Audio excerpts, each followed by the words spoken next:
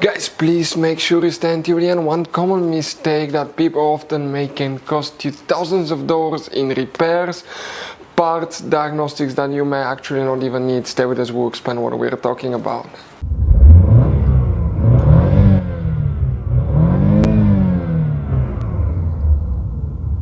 Hey guys, welcome back to Electrical Car Repair Live. Thank you guys for watching and subscribing to the channel. Today will be super helpful video to any of you having a Chevy Tahoe, Chevy Suburban, that generation here from year 2014 to year 2020.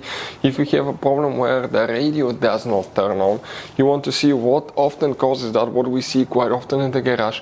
It could be simple fix. We'll talk about that. We'll explain where you can buy cheap parts, tools, fuses, relays at a good price, quick shipping. That way do not waste money and time. We'll talk, guys, why it's always a good idea to test fuses and relays. All that will be covered absolutely free for your convenience. Please make sure it's until the end.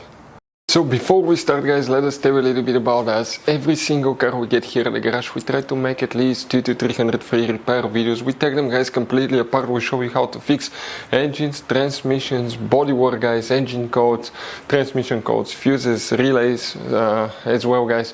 Why we do all that? Because our mission in the shop is to save as much money as we can. All we need in return, please subscribe to the channel, like the video. That way we can keep making these free videos. Guys, we have more than 15,000 free repair videos on our YouTube channels that can save you thousands of dollars in future repairs. And if you guys need to buy any parts, tools at a good price, quick shipping, that way do not waste money and time. We'll put the link in the description of the video below for your convenience. Please check it out. So if the radio does not turn on, guys, what can cause that? Multiple things, but the first thing we want to check is the fuses, guys, because it could be super simple fix. Now, it should work on both Chevy Tahoe, Chevy Suburban, since they're built on the same platform. The main difference is the Chevy Suburban is longer than the Chevy Tahoe. And quick advice, guys, you have 5 different hidden fuse boxes that 9 out of 10 people do not know where they're located. That's why we made a special video on our YouTube channel. It's called Chevy Tahoe, Chevy Suburban Fuse Box Location and Diagram. Check it out, guys. We need to go ahead and open the passenger door now. When you open the passenger door, on the side of the dash here you have one cover. Pry that cover open and you're going to find a fuse box with a layout like this one here. Before we guys continue, let's explain quickly why it's always a good idea to test fuses and relays. It is, guys, very important to test fuses and relays. On those fuses you cannot clearly see if they're burnt or not, especially you can see in the J-case fuses as well. And if you guys assume, okay, let's say you remove a fuse, you look at it and you assume, guys, that it's actually a good fuse, but it's actually a bad fuse. Sometimes you cannot clearly see that. What can easily happen, guys, at that point, you can put the bad fuse in and you start replacing parts and tools that you don't need to, so you lose your time, you lose your money to fix a problem that doesn't exist, when all we had to do is test the fuse and replace it. We'll put a link to a special video that will teach you how to test fuses, how to check relays very easily as well, guys. So check it out, it will be in the description of the video below. So here, guys, first we need to check 2 fuses.